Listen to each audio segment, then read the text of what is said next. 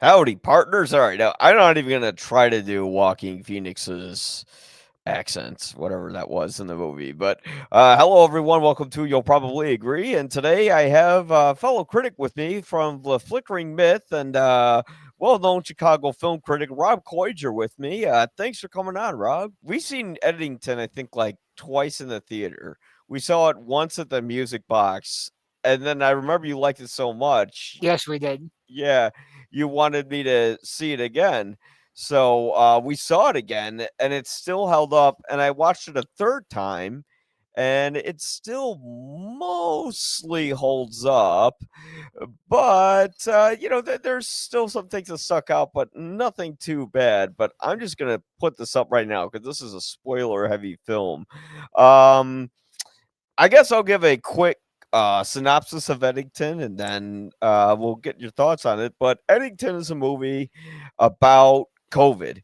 It originally wasn't supposed to be that. It was just supposed to be kind of like this Western. And the movie ended up turning into this Western horror comedy that is basically about how America fell apart during COVID, but it's not just COVID, but a sign of worse things to come. And there's this guy, this small town sheriff, Joe Cross, played by Joaquin Phoenix, who is like the right winger of the bunch. He doesn't believe in wearing masks. He uh, exploits other people's emotions to gain for his political benefit. He's not a good person, or is he?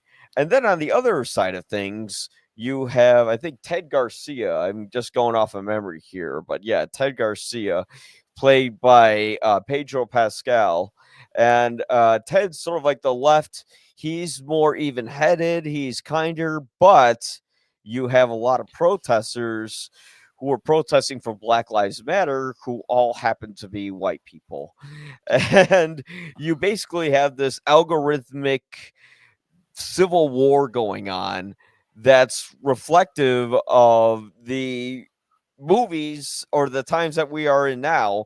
And there's a lot of movies that are similar to it, like One Battle After Another is basically like the version of this movie that many think have been done right, but I thought this movie was done very well. And I'm not sure if Rob's with us right now. His camera seems to be off, but for me, So I am yeah, here, but yeah. if I turn my camera off, the lags goes away, Oh, don't and worry like about I the can camera actually hear then. you now. Yeah, don't worry about the camera then. Because before you just kept crashing, and I didn't really hear much of what you said. That's okay. It's pretty much just stuff we've said to each other already. So, Okay. yeah, but don't worry about the camera. No big deal. So Rob, you wanted to see Eddington again, and I don't know how many times you've seen it now, but what are your thoughts on the film, and why did it stick out so much to you? So I really loved it the first time we saw it, and Ari Aster was in attendance. We should message that. Oh yeah, That yeah. was cool. But I wanted to see it the second time, not just because it was good, but because we were sitting further back in the music box. So a lot of like social media stuff and texting and whatever writing was on screen. I missed some of that and I wanted to see it again, like just closer to the screen. And of course, just wanted to take more of the movie in again because I think there is a lot going on. It's a sort of a rich text, deep characters, a lot more going on than just what's on the surface. Yeah. That's the thing I liked about this movie is that it's really about how people go insane when they're constantly fed information and we don't know what's real or not anymore. Because whenever we go on Facebook or Twitter, or it's called X now, but who calls it X? Uh, or Blue Also Sky. funny that no blue skies in this movie. It's still not even in the big posters or any of the movies we see. It's Yeah, like, it's true. yeah, yeah. But you have like all this information people are getting, and then they can't tell what's objective truth or not.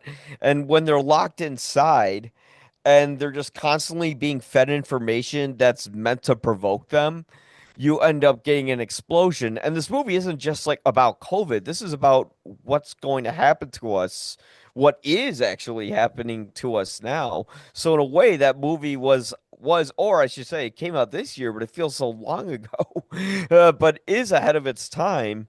And that's the amazing thing about it is that like a lot of critics have said, oh, it has like a two-sidedness to it, which I'm like, that's kind of its strength because it's showing how even like because I would be, I guess they would call me the far left or the Antifa side. I'm anti-fascist, but I don't go around trying to provoke violence or anything like that. I've been trying to promote peaceful protests for a long time now.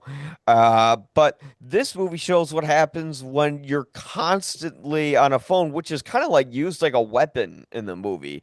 Because like whenever you see Walking Phoenix looking at it, it's like the middle of the night and it's just glowing on his face, or he's in the police station, or he's just or he's getting news feeds of like Antifa riots going on.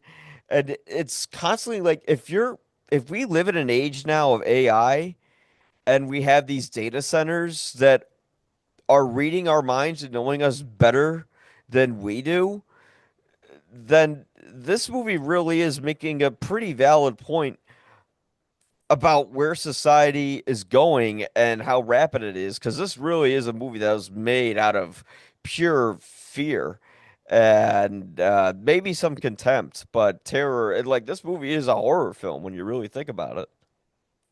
You're very right that much of this movie, the AI data centers, that's key to unlocking more of what the movie's about and how this movie is ahead of its time and how it's cynical about where we are going in the future.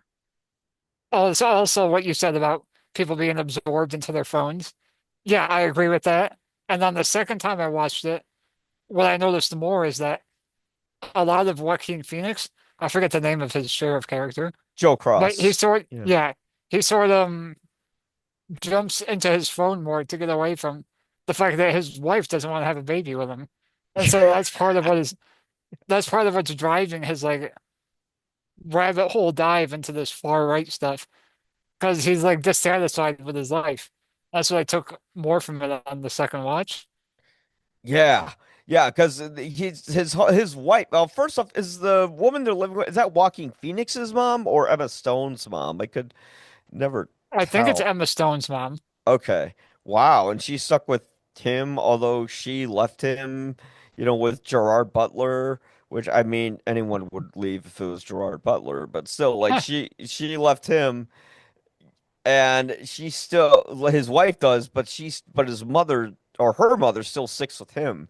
That's even more crazy about how someone her age is kind of like she's the person who's getting the Facebook feeds today.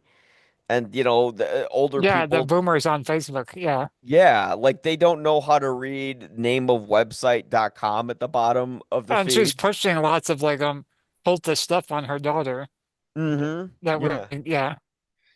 And then ironically, her daughter joins a cult, although they kind of say like they're a peaceful cult because I almost said Gerard You Butler. mean Austin Butler? Yeah, Austin Yeah. Butler's character, because he was someone like I think like his parents molested him or something like that, or his dad killed himself or something insane like that. Like he had like the most traumatizing up. Oh, he was raised in some society that abducted kids. That was it. And then he was like raised, once he escaped from them, because the whole point was that it Right. was And a it's hunting gang. also it, it also just feels like there's lots of holes in his story. That it's like something he's like fabricated to manipulate people to come into his cult. Yeah, yeah, he could just be making all of it up, and that's the thing. We don't know what to believe anymore. And that And was that's kind like of, another thing about the movie. Like people just believe in whatever they see or hear nowadays. yeah, yeah, exactly. Because we can't identify objective truth anymore. Because it was funny. I was having a podcast on Andor, and there's a very popular line in it where Mon Mothma is talking about the events of a genocide that happened, and basically how the empire was promoting the message that the genocide was provoked and that they were protecting the citizens. And she was saying, no, that's not the truth. They killed a bunch of innocent people, and the death of objective truth is the ultimate victory of evil. And one of the people on the podcast said, well, what is objective truth? And I just thought, well, here's the problem right here. When people don't even know what objective truth is anymore, where even I have trouble sometimes discerning it. And how do we go through reputable media sources now, and how do we know if they're reputable? That's a good question. I'm not really sure I'm equipped to answer that, but I would say there has to be some sort of statistical data or something you can point to that is clearly backing up whatever statement is being made. Right. I Well, think research is also key. There just has to be things you can point to that show your work, basically. yeah. And the problem is with the internet, you could use statistical data and research, and it Yeah, could you can come also skew from, it, and yeah, yeah, exactly. It could be completely wrong, like Nate Silver was on the 2016 election. You could sounds also, like a cliche to say, but doing your own research is also like the most important thing. yeah, I would say they'd have to be long established. They'd have to Mhm, actually have done something respectable in journalism. For instance, the mhm. Washington Post. You had Woodward and Bernstein who exposed Nixon, and they still try to, like their whole logo is, I think, democracy dies in darkness or something like that. Mhm. Like they actually still hold something that is, and I know people who are listening to this be like, oh, we listen to Washington Post, I'm going to go back to Fox News, and right there, I'm making jokes about them. I'm mocking them instead of listening to them. And this whole movie is about how people don't listen to each other anymore, and instead they fight with each other because our phones are telling us why everyone on the other side is so horrible. Also, I want to go back to what you said about this being like a bit of a both sides movie. Hmm. This is a both sides movie in the way that South Park comes after both sides. Like anyone who is being attacked is someone who deserves it in this movie. Yeah. Yeah, because there are people who, like I like to say, oh, the violence more, or the right is more violent than the left, and I'm not going to go into my theories as to which side is more violent, but violence on either side, no matter the volume, is wrong. But we're living in an age where we are being told to get mad, told to be angry, and then Mhm. immediately when someone snaps, they go, "Oh, well, he was crazy." And it's like, "Yeah, well, maybe it was these things that made us this way." Because we're being told what to go crazy about. And of course, instantly when someone does snap, they say, well, it's their side and they're wrong. I mean, we have our own president going out and saying, well, this is a tool of the far left when Charlie Kirk died, instead of bringing the country together and saying, all right, we have to condemn violence on all sides. Instead, he says this is a tool of the radical left. He increases militarization within the United States. And now we are living in a nightmare situation that we are today. But it doesn't mean that we take up arms and start killing people. We use the power of our words and our wallets, like we did with Jimmy Kimmel, to actually make a difference. And this movie's showing you if you don't use the power of your words, if you just get violent, this is where things will wind up. And you're right, we said anything Trump says will somehow make everything worse. And to go back about what you said about social media again, there are so many like accounts that just exist to further push that rage, like to further like manipulate your algorithm to keep getting you mad or to keep getting addicted to whatever you're interested in. And social media is it's like dangerous nowadays. If you stay on it too long, it will get a hold of you somehow. And it's not good for your brain either. Like when I'm going through, like I No, go that through reels all the time. I know because I always keep sending them to you and everyone. I got this one friend. He'll send me so many reels. I think he didn't invite me to his wedding. He's never gonna listen to this, so it's fine. I think he didn't Okay. invite me to his wedding because I didn't react to his reels. Because I knew him a long time, and then some of my other friends were like, "Oh, did you go to his wedding?" I'm like, "He's getting married?" And yeah, and then I look at my Instagram, there's like 20 videos he sent me, and I'm like, I'm not gonna fucking reply to all these. Like, why would I do that? But I think now it's like we're so much like I want you to see what I'm seeing on my phone and I want you to validate my opinion or laugh at my video. Like we're no longer people connecting anymore. What like Facebook was supposed to connect us. I've connected to old childhood friends thanks to Facebook. But at the same time, Same. yeah, but at the same time it's driven us apart. And there's no censorship on it now. Now they pass legislation where there's you don't have to check if something is through a certain source in order to post it on Facebook. Now you could post whatever bullshit you want and get away with it.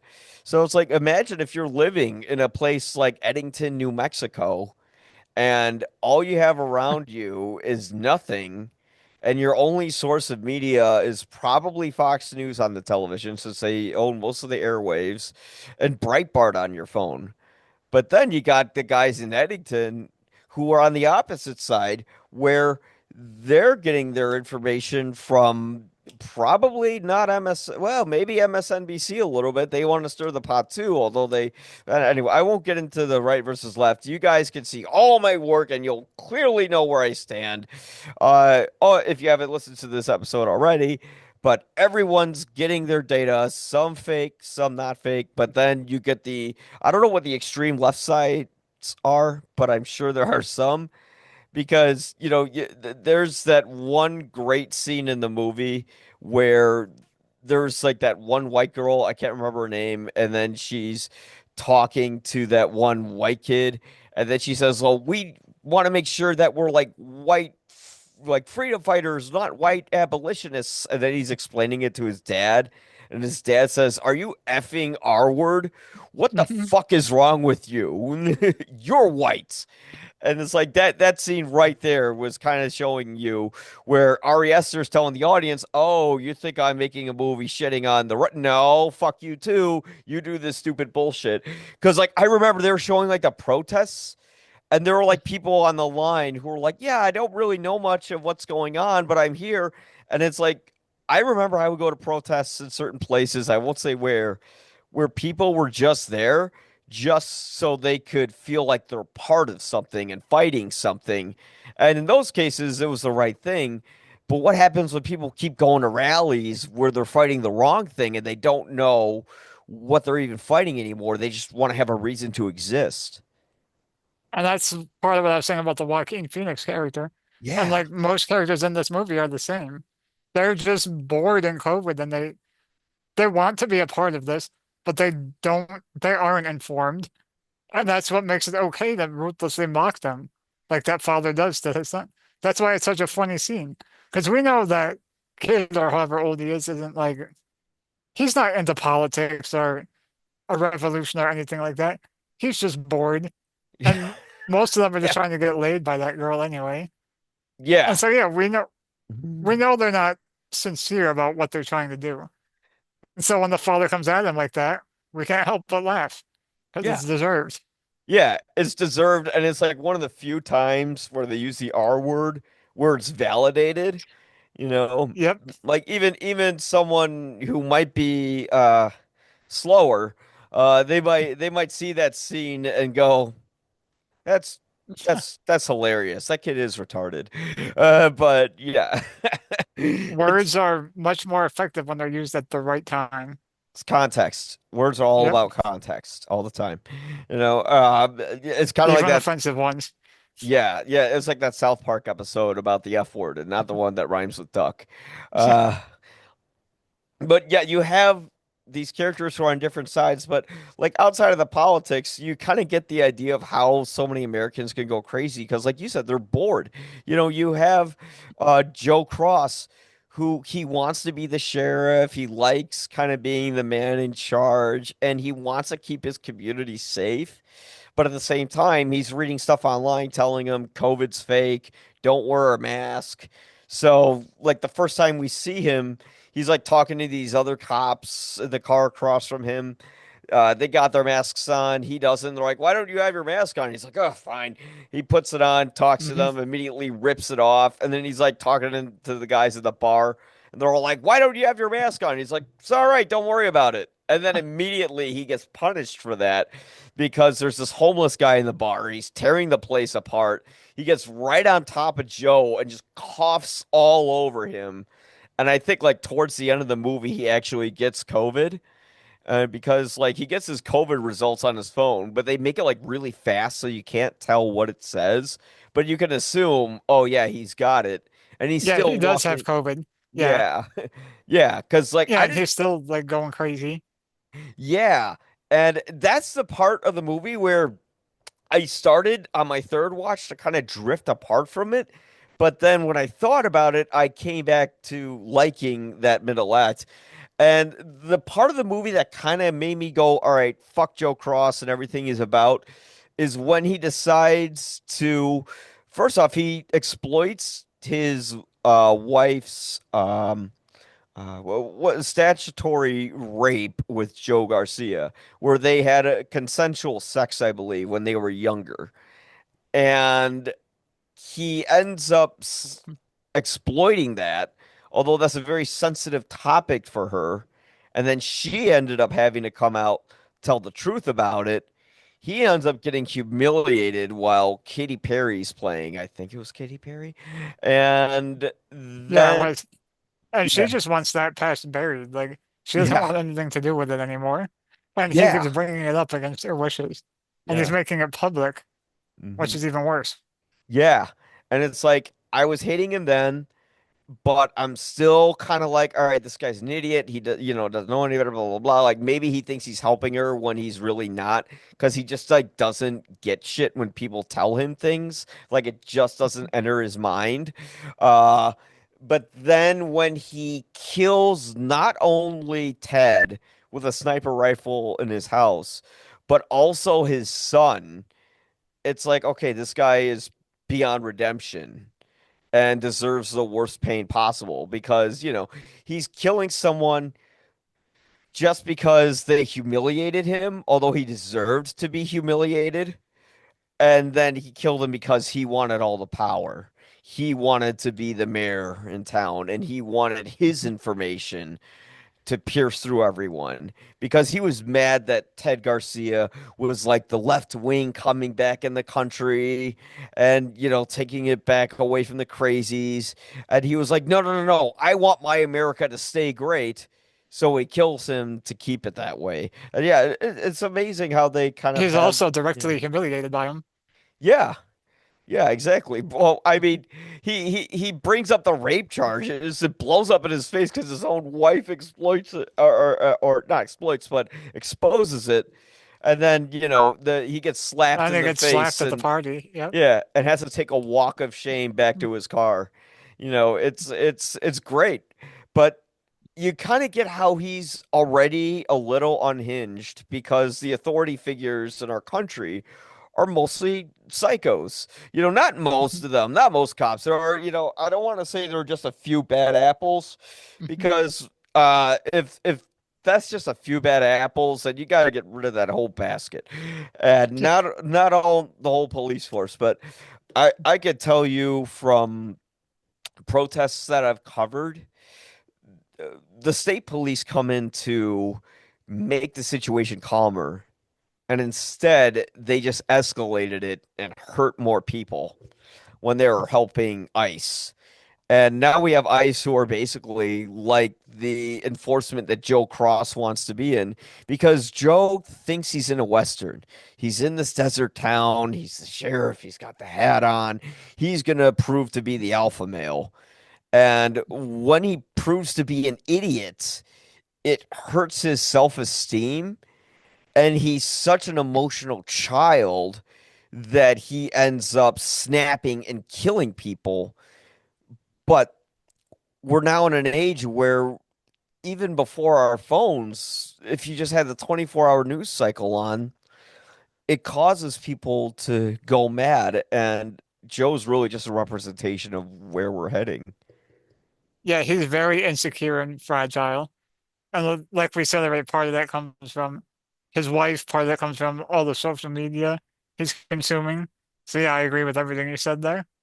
Yeah, one of the more interesting characters in the movie is Mike. You know, he's the black sheriff, and he comes in during the Black Lives Matter protests, and like, yeah, the cute blonde girl that everyone wants to sleep with, walks up to him, and she's saying, "You should be on our side. You should be on our side."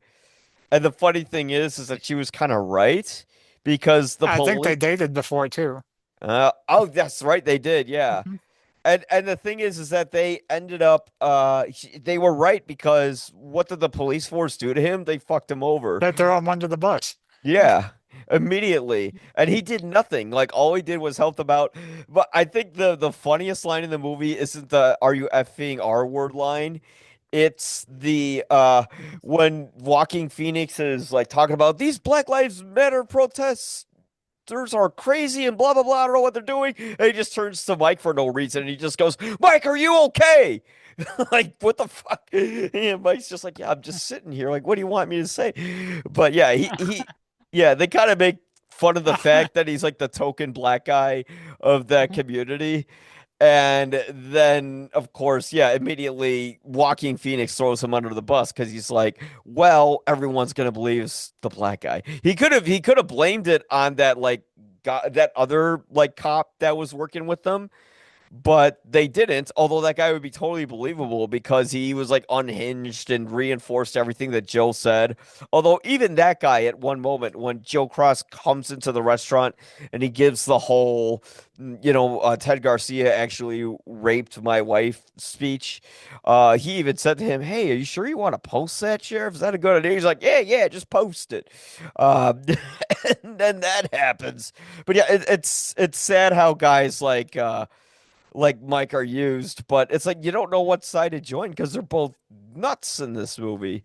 And I mean, maybe it's an oversimplification of everything that's going on, but there's so many layers to everything that's going on in this movie that it just really kind of gets under your skin when you see it. And it's meant to be uncomfortable, but it's also like one of the funniest movies I've seen this year.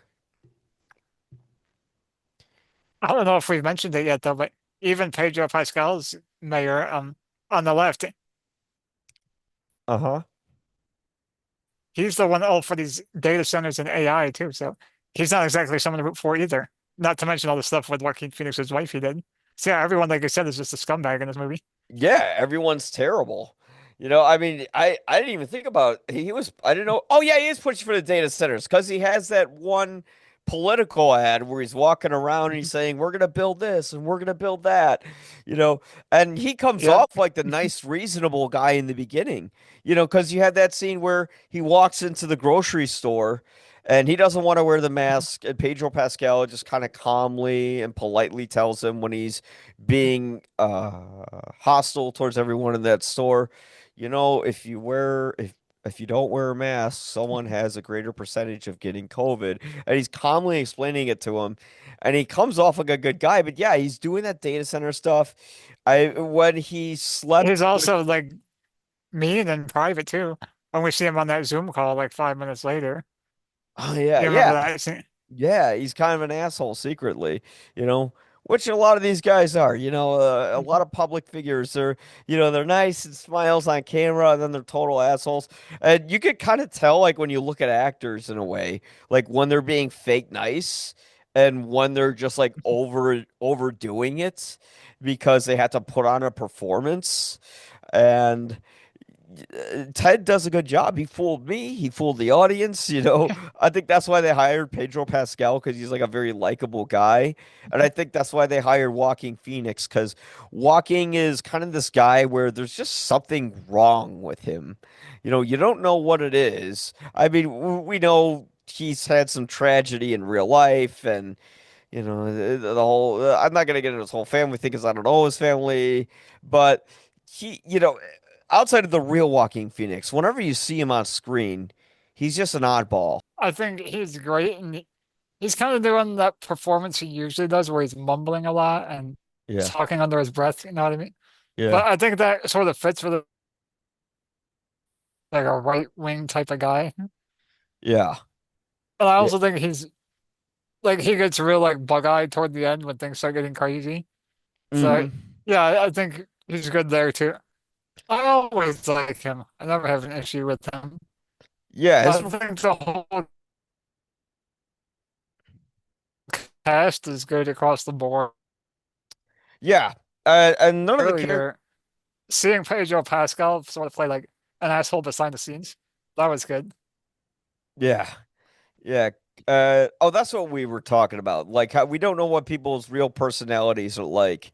And I think we tend to gravitate towards celebrities more than we do towards each other. Because now it's about who gets the most clicks and who do we want to get story. The YouTube star, which is ironic because this is on YouTube, is now basically like the new version of the movie star. Like we're getting now movie star. I think Rachel, I can't remember her name, the Snow White, who was Oh, in Rachel what? Zegler. Yeah, who was in West Side Story. I think she got Mhm. hired by Spielberg because he saw one of her social media videos of her singing. So, Mhm. now we're entering a very new kind of age where people are levitating more And that's also towards. good because some people have a chance against all the Nepo babies out there. Yeah, and also a lot of the entertainment has gone downhill too because now we watch reels instead of full movies, because like people see the length to Eddington, it's like what, 2 hours and And it 20 flies by minutes? for us because we saw it twice. And the second time, I didn't feel it was long either. Yeah, well, it's because there's so much that happens in it, but it doesn't feel rushed. Like for instance, Wicked 2 or Wicked for Good felt rushed. It felt like, and that movie was like 2 hours and 17 minutes. Like maybe, And not to get off track, but that's part two of a stage play. So the yeah. fact that that feels rushed, I don't know. That's not good filmmaking. I don't know. No, it's not, especially when you have to retcon the old story because you Right. have nowhere to go with your story. But I gave my thoughts on Wicked. But yeah, when you get to Eddington, it has a good structure. All the characters seem to have a real purpose to the story. Even I would say Austin Butler's character almost didn't have a purpose, but it totally makes sense when you get to the end. And His you, purpose is yeah. there, but I agree with you. I wish he had a little more screen time, just a little something else to do. Because he kind of just shows up and manipulates Emma Stone and like kind of runs off with her and Yeah. takes her away from Joaquin Phoenix. Yeah, and then shows up again at the very end. And But that's a good punchline at the end with her yeah, pregnant finally. You see, yeah. And then you can just hear him breathing like he can't move and he's just in torture. there's a bunch of good punchlines at the end of that movie. Remember the kid becomes like a right-wing influencer? Yeah, yeah. And then Marjorie That's great Taylor too. Greene actually is in the movie, I think, at one Yeah. point. And it's funny because now she said she's resigning for Congress in January. Mhm. So, yeah, she's probably gonna run for president. Who knows? Oh Uh, God. yeah. And it's funny because immediately, like, someone wrote, like, in the comment section, like, "Oh, she's gonna run for president." Everyone's laugh emojiing him, and I'm like, well, the funny thing is, when Trump was running, we thought it was a joke. And when he ran against Obama, he was a joke and immediately got dismissed. And now look what happened. So now it's hard to laugh at anything anymore Yeah, now because, I don't dismiss anything out of anything as a possibility yeah, in this crazy country. yeah, And yeah, that's also the thing with this movie, like 25 years from now, or like 100 years from now, people are gonna look back on this movie. It's gonna feel like a relic of like how the fuck did things get so crazy for them? Like when hopefully things are more normal and like maybe 100, 500 years from now. That's gonna be a hell of a movie to like look back on. yeah. If there will be a human species that long from Yeah, now, that's another good point. but yeah, 2050, here we come. But no, And oh, that's one more thing I want to say that this movie almost feels like a documentary, even though it is fiction. Because that mm, just like of how accurate it is, hmm. Yeah, like just because how real it feels. Yeah. Yeah, because we lived it, and this was the first COVID movie that really felt like a proper COVID movie. Because in other movies that were depicting COVID at the time, it was just kind of like in the It's background usually of the like story. or it's usually like a cheesy romance about people like falling in love in quarantine. I actually was gonna write a movie like that, and I stopped myself. And I'm glad I did. There are 'Cause a lot of corny ones like that out there. yeah, there was that one with Denzel Washington's son and Zoe, whatever the hell her name is, the chick Oh, who's Malcolm and Marie. Is that what you're talking yeah, about? yeah. Hmm. Yeah, and they like made a whole big deal about how they made this movie during COVID. I'm like, yeah, we can Hmm. tell, and it's like, it was all right. John David Washington There was was a whole not, period we could tell every movie was made with restrictions, like yeah, during COVID. Yeah. yeah. And then there was that moment where Tom Cruise lost his shit on set because someone like took their mask off or something like that, which that was the one time I agreed with Tom Cruise. But I mean, yeah, we had a lot of COVID movies where it was just kind of in the background, like maybe a character would be like, "Oh, I gotta take my mask off. Oh, put it back on." And this one is more about people like literally shouting at each other, killing each other all over something that the medical community, if you want to talk about reputable sources, what about the medical community? Do people become doctors and all of a sudden you're going to believe what Google tells you or so? There's a reason I why, would hope doctors are smarter than that. yeah, Ugh. and yet people didn't listen to doctors, a lot of Yep. them. Right. Oh, they all mocked him. Even our own president didn't believe in doctors and told everyone to drink bleach, even if he was kidding. You don't fucking say that because the media could cut that shit down and make it look like you said that. And we know he wasn't kidding. We know he's just that dumb. Yeah, he might be. Yeah, I don't know, man. It's awful. It's awful. But and now we're here again. And the funniest thing is, you could Eddington's a movie where I feel like COVID happened. I can watch it. Well, at least we don't have to be there. Oh, we elected the guy who was president when we had a fucking pandemic. And we just keep going in these circles again and again. And this movie, it's like a circle of violence film. And it's a movie where it's saying, oh, you think we're going to be in a civil war? We will be, but it'll probably be more of a war of information than it is violence. Because I feel like right now America is in a civil war, but it's one behind the keyboard. But eventually, guys will snap like Joe. And because you said something to them on the internet where you expose them for being an idiot, you can get killed for that. And that's where we are now. And the saddest thing is that you can tell Ari Aster, he wrote this movie in a state of complete panic. He even said that in many interviews, including the one that we Hmm. saw at the Music Box. And yeah, this movie feels like a panic attack, but it's not cut like one. It's not a lot of fast cuts and moving cameras. It's very slow, but it's kind of like this headache that just gets worse and worse, and they slowly turn up the dial.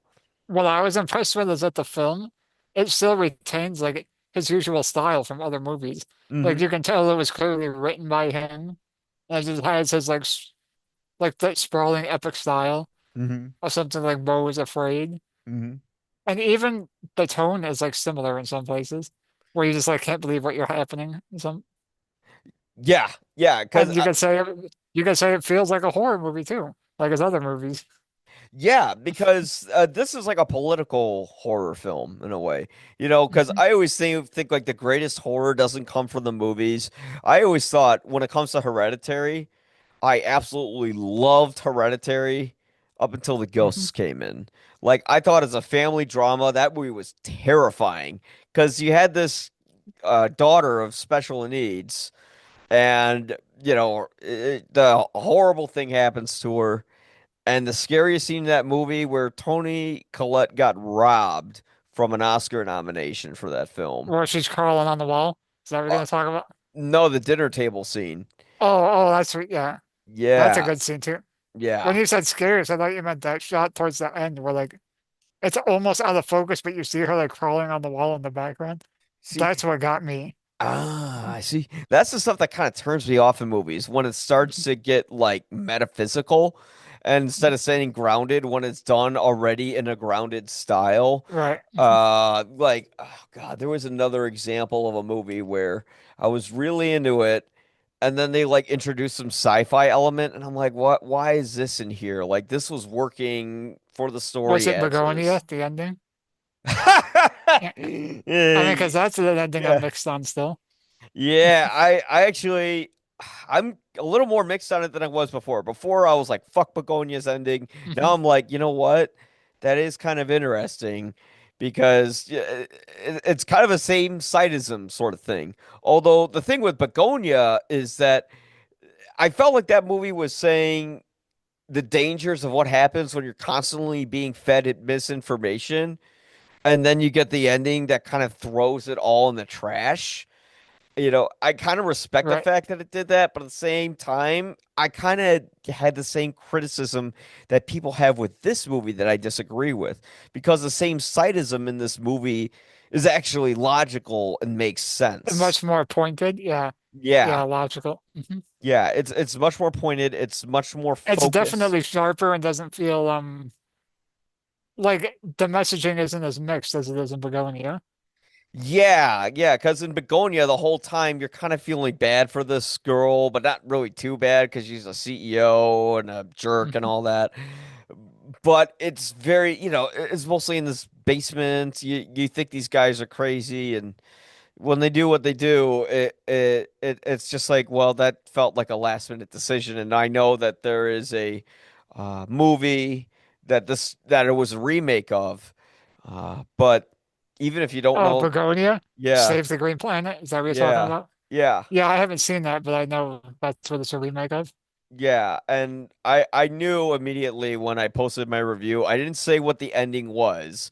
I came close. I was kind of playing Russian roulette with the ending, as I'm doing now. But I never revealed what it was, and someone wrote, "Oh, you obviously didn't see Save the Green Planet." Right. Yeah. It's like I know exactly what the ending is. Oh, I remember who wrote that now. Yeah, it was a friend of mine on Facebook, and when she wrote that, I'm like, oh, so she knows exactly what's going to happen in this movie. And in this movie, you never know what's going to happen, but it never feels like cheap subversions. It felt like a cheap subversion the third time I watched it when, Joe kills Ted. Uh but then as the movie went on and I thought about it, I'm like, no, this is a movie that I like. Joaquin Phoenix always plays crazy people in movies, and this movie's about a crazy person who is pushed over the edge because he's surrounded with no one to give him any common sense. You And know? he's losing all the people he cares about, Yeah. like his wife. Yeah, he's losing his wife. His wife's mother is enabling him and reinforcing all of his psycho viewpoints. And it said that her own mother didn't support her, you know, Right. and that's why she ended up going with, don't say Gerard Butler, Austin Butler. Austin Butler, yeah. You could just uh, say the cultist. That's yeah, easier. the cultists, yeah, yeah. I mean, names are my kryptonite. It sucks, especially in the dating game. Uh, but yeah, you have all these people who don't know not only like what information to be fed, uh, but also kind of like how to control their own impulses, because this information makes someone like Joe, who's like encouraged to be a law figure, to use his gun, although he's supposed to promote peace, which in the beginning he does, but damn does he take a left turn once he kills Ted. It really I guess you could says, say a right turn. there you go. Yeah, it really shows how uh when we're constantly surrounded by news, whether it's on the phone or the television, it makes us want to act towards our impulses, and impulsive people end up snapping. And that really is a movie about not just America, but the world reaching a snapping point. Because COVID didn't just affect the US, it affected the world. And now we're seeing not just a rise in fascism, but then people who were fighting fascism through guns, because you had the CEO. Remember when the CEO got killed, the healthcare CEO? And how Yes. did everyone react when he got killed? We didn't say, "Oh, poor guy." Excited. Yeah, we're like, "Fuck that guy." Yeah. But then when Charlie Kirk died, we're like, "How could you do that? Is monstrous." So, are we all that innocent? Shit, even I was making jokes and saying free Luigi and all that. Now, I don't think the CEO should have been killed, but when you have people at the top who are basically feeding these data centers, they're basically the puppets or the puppeteers, and we're the puppets.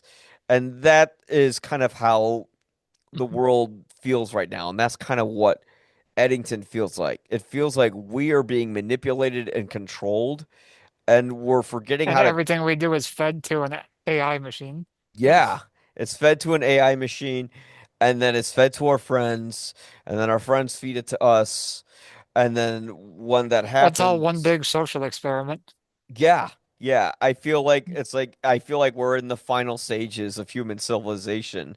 Hmm. Soon we'll be living in the Matrix, or we'll be wiped out. I mean, and the thing is, we imagine it'll be like Terminator 2, but it'll probably be something very, very different that we can't imagine. And maybe it's us killing each other. And that's what this whole movie is saying. This movie is literally like the guy going, "Whoa, whoa, whoa, hang on, guys. Don't get upset. Let's just talk to each other for a minute." And that's funny because Joe, in the beginning, he wanted to talk. Every situation, he's like, "Okay, let's talk." And then he'd instantly get mad and start blowing up, you know? And that's what happened. Joe wanted to talk, and then he got violent. And it's like, what happens when we're constantly provoked and there's no stopping it? Yeah. No, you're right. Yeah. Yeah. But I mean, how did you feel like this movie resembled COVID when it came out? Because like I saw it, I'm like, dude, that's exactly how it felt. Like I would turn on the TV in 2020 and there'd be protests going on when people are supposed to be inside. I worry about killing my family if I visit them. And then we had healthcare experts who ended up seeing their family when they were supposed to be inside during Thanksgiving. Right. So, you know, And like I said before, even though this is like a work of fiction, and there are like real elements into it, like the death of George Floyd, but for the yeah, most part, a lot of this does feel like a documentary. Like we are watching something that we did live, and that it resonates very much with us. Like we all have known or seen something similar like that in our real life. yeah, yeah. That's the scariest thing about that movie is that it's really reflective of, I think, of our own personal experiences. Like we all felt like we were trapped in that little town, you know. Hmm. Well, I remember I was living in a little apartment at the time, and it was torture, because everyone was trapped inside. No one could go out, and everyone broke protocol. Everyone broke the rules and went out. I remember when I went to Wisconsin, nobody even believed in masks, and I'll be honest, it was freeing, But at the same time, I was worried, what if I get COVID? But I wasn't around, any of my relatives at the time, so. That sounds on uh, brand for Wisconsin too. I buy Oh, it. of course. Yeah, of course. I mean, they had the fucking RNC there, and Chicago had the DNC. Hmm. So Yep. there you go. Man, were we in the middle of the political spectrum. And that's what happens when we talk about politics and we don't talk about people. And yeah, I think this movie is, if you take anything from it in the end, it's a movie about people getting along or at least having a civil discourse. And I think that's why this movie is very successful in what it does. One battle after another, which is compared to it, that movie has like a very distinct, this is a good side, this is a bad side point of view, because you have the French 17 who are the good guys, and then you have the Christmas Adventurers Club who are clearly the villains in the movie. Uh, and this movie is the same side as the film, but it really does a good job at showing both sides. Although I personally like one battle after another because I think it has more well-written characters.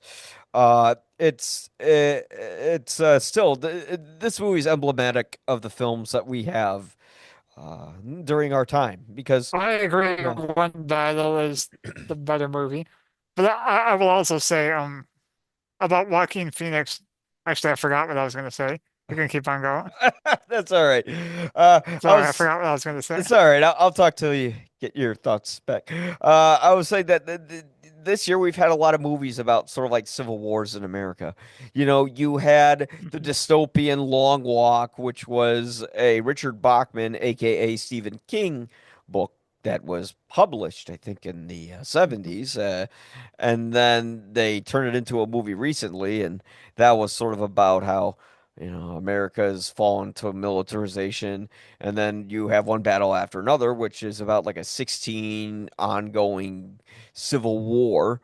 And now you have Eddington, which was about America basically coming to clashes during COVID. And I didn't think the Battle of Algiers sort of genre would be so popular again as it is in cinema, but it is, and that's sad.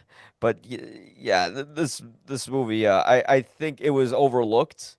I think because people didn't like the fact that it attacked both sides, and I think it was also overlooked because people could think of Joaquin Phoenix's character as kind of like this cartoony, one-dimensional character, when there's really more to him than you might think. It's just that he's not made to be likable, and I like my There- movies with unlikable protagonists.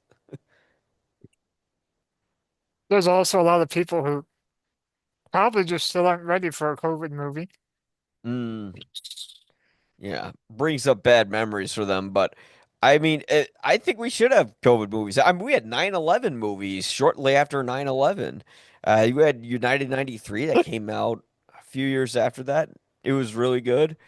And then World Trade Center counts that years. It was kind of like Lifetime movie-ish. But anyways, we're gonna give our final ratings on the movie. Out of four Guinnesses, what would you give Eddington? 3.5. Yeah, same here. 3.5 for me. It was almost four, but like some of the simplicity with Walking Phoenix, like although he is a complex character, he's so cartoonishly horrible that it's hard to get behind him. Although you're not really supposed to be for like 2.5 hours, but it's still one of my favorite movies of the year. It won't be considered for any Oscars. But this No, might be my favorite Ari Aster film. Like I love the first half of Hereditary. Once I get into the ghost stuff, not as much. Midsummer, I thought was very entertaining. I think that one will always be my favorite. That was my Yeah, favorite. Bo was afraid. I gotta see again, but it didn't do much for me. But this one, I remember leaving that, and I thought, wow, that was amazing. And then I saw the response when everyone left, and I went, did we see the same movie? Like, well, what's going on here? But I kind of like challenging movies like that. I like Yeah, it's provocative a divisive films. movie with divisive responses, for sure. Yeah. And those are the best kind, the kind where you go back and Mhm. you see a little something different each time. But Rob, thanks for coming on. You could find Rob Kojder stuff at theflickeringmyth.com, and the link to his work is there. And also, you could check out Rob's socials in the description below. I think it's like Flick Myth Rob, I believe it's in there. Yes. Mhm. Yeah, yeah. Just copy and paste it in the description, or if you have an iPhone, just read it and come on, man. You don't have to copy and paste everything, guys. All right, but you guys liked what you heard or saw, please like, subscribe, comments, do all that good stuff. And until then, I hope you guys have a good Thanksgiving. Please don't get into a civil war with your family unless you want to save some money on Christmas presents. All right, guys, thanks so much, and we'll see you later.